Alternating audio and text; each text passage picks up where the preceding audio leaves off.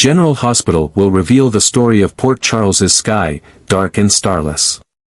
The streetlights cast shadows on the wet pavement, creating a cold and dangerous atmosphere. The night wind blew through the tall buildings, carrying the eerie stillness of the night. Elizabeth left the hospital after a long shift. Her eyes were heavy with exhaustion, but her mind couldn't shake off the feeling of unease. For several days, she had sensed that she was being watched. The furtive glances from a distance, the hurried footsteps behind her, only to disappear when she turned around. She knew she had delved too deep into the investigation of a murder involving Digitalis, and now she had become the target. She tried to shake off the thought as she entered her apartment. The room was pitch dark, with only the dim light from the street lamps filtering through the curtain slats. She placed her bag on the table, took off her coat, and walked to the kitchen to pour a glass of water, but an unsettling feeling suddenly made her pause. Something was wrong with the air in the room. An unusual silence hung in the space, as though she was no longer alone. She spun around quickly but saw nothing but darkness. Her heart raced in her chest. She reassured herself that it was just her overactive imagination, but then a faint noise came from behind. Before she could turn around, a powerful force shoved her to the floor. A sharp pain shot up her arm as she felt a needle plunge deep into her flesh. The cold liquid seeped into her veins, numbing her entire body. She struggled, but her trembling hands refused to obey. Breathing became difficult as her vision began to spin. A tall shadow stood before her, its gaze cold as death. She recognized the attacker. Cyrus was standing there, looking at her with a frightening calmness.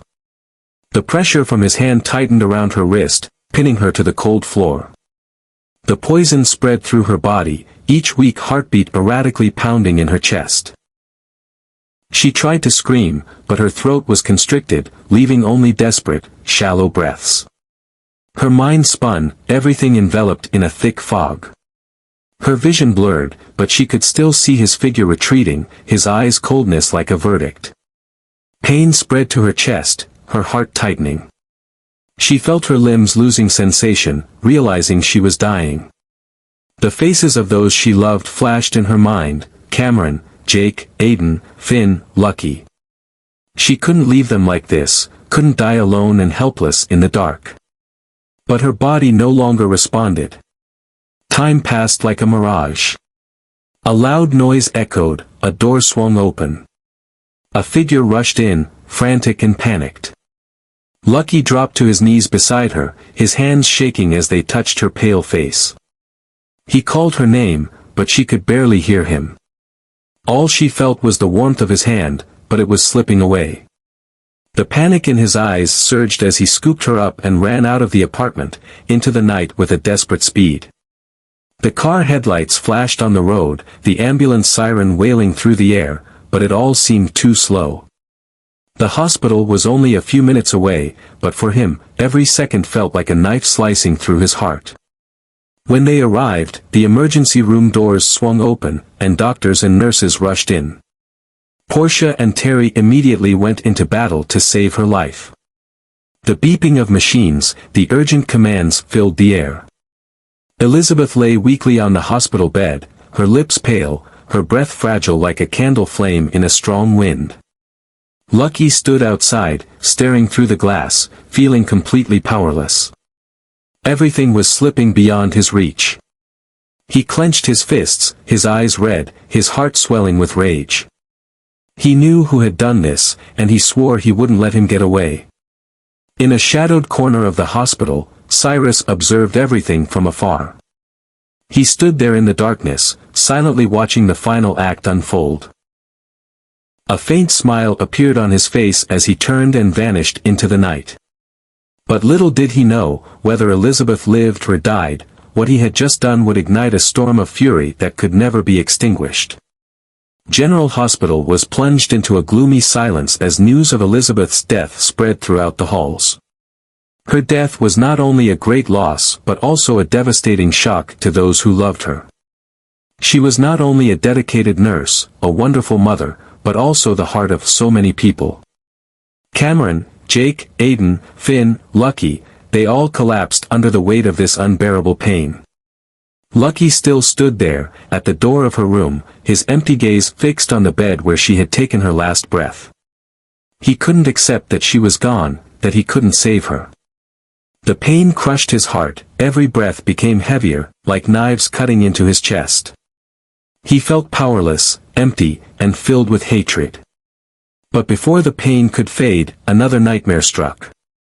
News of Elizabeth's death spread in the media, but not the truth they knew.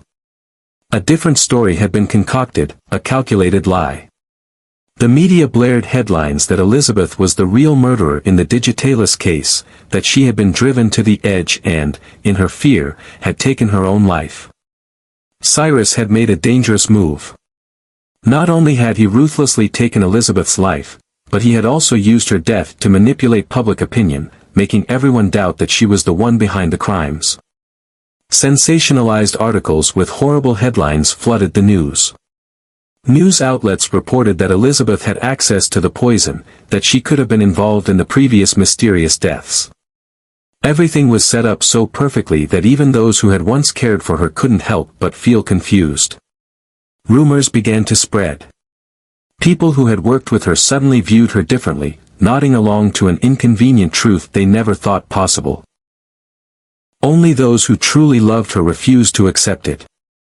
Finn nearly went mad reading the articles, his hands trembling as he threw the newspaper down in anger. He knew Elizabeth could never have done that. She was always the one seeking justice, never the one to destroy others. But no matter how loud they screamed, the truth they knew was drowned in a sea of fake news. Meanwhile, another pawn became the scapegoat. Lucky, the one who had found Elizabeth and brought her to the hospital, the one in the most pain from losing her, was now considered the number one suspect. Somehow, the police had received fabricated evidence, a call from Elizabeth's phone to Lucky's just before her death, desperate words in her journal, lies claiming she had suspected Lucky of being involved in the Digitalis case. The police showed up at the hospital just as Lucky was still in his agony.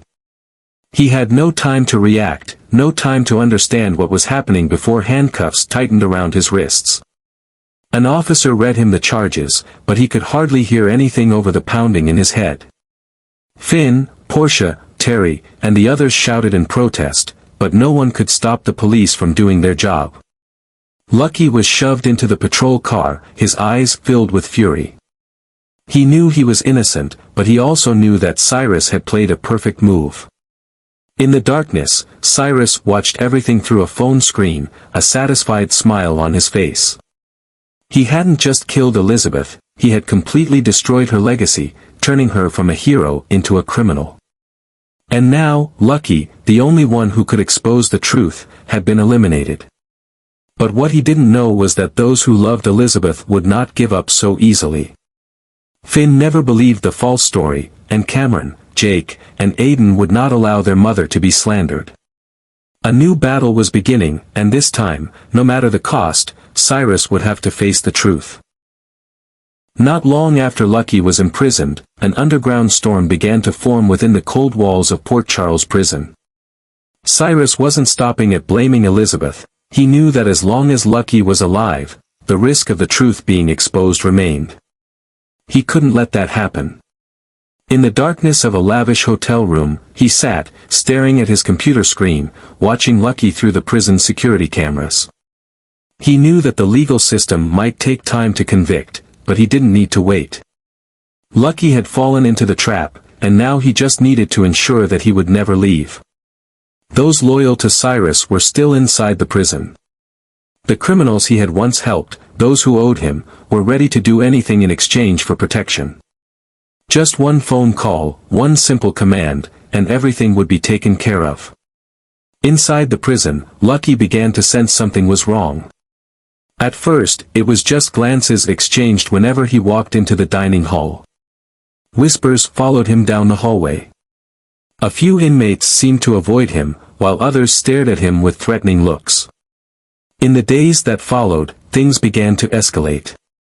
One morning, when he woke up, he found a long slit on his mattress. A silent warning. At dinner, He noticed that his portion had been tampered with a strange taste, and his instinct made him stop eating immediately. Not long after, another inmate was found convulsing after eating the same food. Lucky realized he was being targeted. There was no doubt left, Cyrus was pulling the strings from the outside, ordering his death inside the prison. But he wasn't the type to go down easily. He had faced danger before, been thrust into life-threatening situations. If Cyrus thought he could end it quickly, he had underestimated his enemy. He began to calculate. He knew he couldn't just sit there and wait to be killed. He had to figure out who among the inmates was working for Cyrus, who the real threat was. But time was not on his side. That night, as he walked into the shared bathroom, a shadow lunged at him from behind. A sharp blade swung at his neck. Reflexively, Lucky stepped back, grabbing the attacker's wrist and twisting it hard. The inmate screamed, the knife falling to the tile floor. Lucky spun around and landed a punch that made the attacker stagger. But before he could escape, two more figures appeared. He was shoved hard against the wall, punches raining down on him. A sharp pain shot through his side as one of them stabbed him with something sharp. The smell of blood filled the air, but Lucky refused to let himself fall. He fought back, landing a solid blow to the face of the man in front of him, making him stumble. One of them pulled out a shard of a razor blade, ready to finish him off. At that moment, a whistle blew. The heavy footsteps of the guards echoed down the hallway. The attackers quickly scattered, leaving Lucky lying on the floor, blood dripping onto the cold stone floor. When he regained consciousness, he was in the prison's medical room, his side temporarily bandaged. One of the guards stood by his bed, his face serious. He told Lucky that this wasn't just a fight, it was a carefully planned assassination. If no one had arrived in time, Lucky could have died that night. Meanwhile, outside the prison, Cyrus didn't show any anger when he heard that Lucky was still alive. He just smirked. This was only the beginning. He didn't need to rush. Lucky wouldn't be able to escape forever. In the darkness of the prison, Lucky realized he didn't have much time. He had to find a way to get out of there, to prove his innocence, before Cyrus could strike again. But he also knew that with each passing day, the noose was tightening, and if he didn't act fast, his life would be just a matter of time. Stay tuned for the next installments to learn more about the tense battle between Lucky and Cyrus, as Lucky's fate in prison grows ever more dangerous. Framed and becoming the prime suspect in Elizabeth's murder, Lucky must not only fight to survive but also find a way to prove his innocence.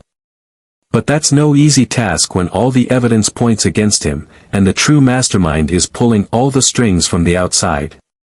Cyrus wasn't stopping at eliminating Elizabeth, he knew Lucky was the biggest threat to him now. He couldn't let Lucky have a chance to turn things around. With loyal followers inside the prison, he had ordered them to take care of Lucky quickly. But Lucky wasn't easy to take down. He had been a cop, had faced life-and-death situations before, and now he understood he couldn't just sit and wait to die. Meanwhile, outside the prison, Elizabeth's loved ones didn't believe the story Cyrus had constructed. Finn, Portia, Cameron, and even Nicholas began asking questions. They knew Elizabeth couldn't have been the killer, and what was even more suspicious was how Lucky had become the prime suspect. Finn began to investigate, trying to uncover hidden traces. Cameron, devastated by his mother's death, couldn't believe the news reports, so he decided to meet Finn, begging for his help in uncovering the truth. At the same time, inside the prison, Lucky couldn't sleep peacefully. Every night, he had to stay alert, knowing that at any moment someone could come to finish him off. One night, as he lay in his bed, he heard the sound of footsteps quietly approaching. A shadow appeared at his cell door, and before he could react, the door creaked open. An unfamiliar inmate sneaked in, holding a sharp metal shard. Lucky jumped up immediately, dodging the first stab and throwing the attacker against the wall. But it didn't stop there. Two more figures rushed in from behind, trying to overpower him. The alarm sounded when the guards realized a fight was happening. The attackers quickly retreated, leaving Lucky gasping for breath, blood flowing from a wound on his arm. He realized he didn't have much time left. If he kept waiting, sooner or later, someone would succeed in killing him. He needed a plan, a way to escape and prove the truth. Outside, Finn and Nicholas had found an important lead. A security camera footage from the night Elizabeth was killed had been edited. When they tried to trace its origin, they discovered someone had deliberately deleted evidence. This only strengthened their suspicion that Lucky had been framed. But to clear him, they needed more solid evidence. In the shadows, Cyrus continued to watch everything unfold according to his plan. He had eliminated Elizabeth, framed Lucky, and now he just needed to ensure that Lucky would never leave the prison alive. But what he didn't anticipate was that Elizabeth's loved ones were beginning to piece together the clues. A battle between truth and lies was about to ignite. Will Lucky find a way to escape before Cyrus strikes again? Can Finn and Nicholas uncover the evidence to turn the case around before it's too late? What new plans will Cyrus devise to ensure his secret is never exposed? Stay tuned for the next installments to discover the dramatic twists and the dark truths that are about to be revealed. The battle is far from over, and what's coming next will be more intense than ever.